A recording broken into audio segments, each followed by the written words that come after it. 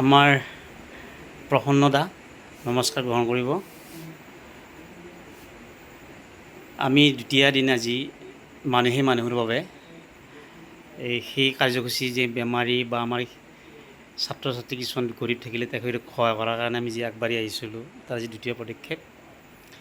আমাৰ মোৰ দাদা স্বৰূপ প্ৰসন্ন ডেকা আমাৰ ঢেপাৰ গাঁৱৰ এখেত আজি বহুদিন ধৰি তেখেতৰ এটা ছাইড তেখেত দেখাত হয়তো সুস্থ যেন লাগিলেও এটা ছাইড তেখেতৰ মোটামুটি ইয়াত নাই, এটা ছাইডে হাতৰ ভৰি কাম নকৰে। এখন ঘৰৰ সংসাৰ আছে, ল'ৰা এজন আছে, তাৰপিছত ছোৱালী নাই ন, ল'ৰা ছোৱালী আছে না, ছোৱালী আছে এজনী আৰু বৌ আছে। মোটামুটি পোহপাল দিয়া এটা ব্যক্তি নাই তেনেকৈ।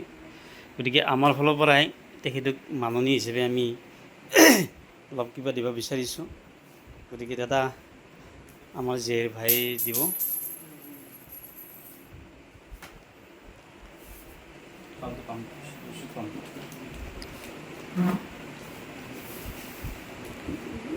দাদাক দি আমি কিবা অলপ দিছোঁ আমাৰ ফালৰ পৰাই, আমাৰ নিজৰ ফালৰ পৰাই আমি কিবা অলপ দিছোঁ দাদা।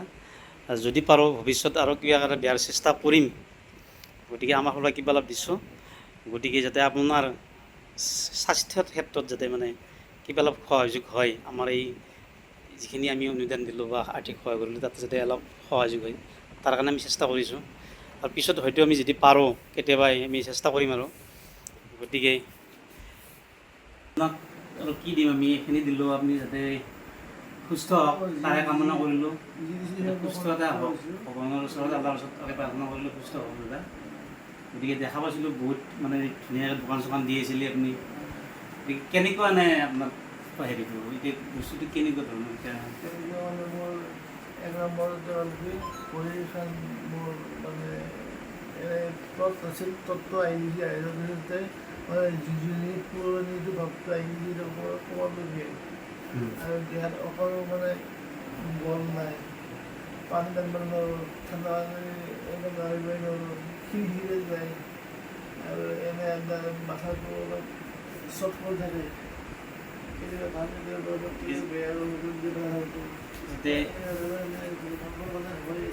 এইখিনি যাতে আলাই যাতে সোনকালে মানে আপোনাক তাৰ পৰা উদ্ধাৰ কৰে তাৰ কাৰণে ধোৱা থাকিল প্ৰাৰ্থনা থাকিল।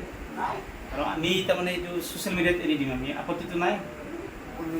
আমি মানে ফেচবুকত বা কিবা দিম আৰু এইটো বস্তু আপত্তি নাই, যাতে অলপ সহযোগ কৰে আৰু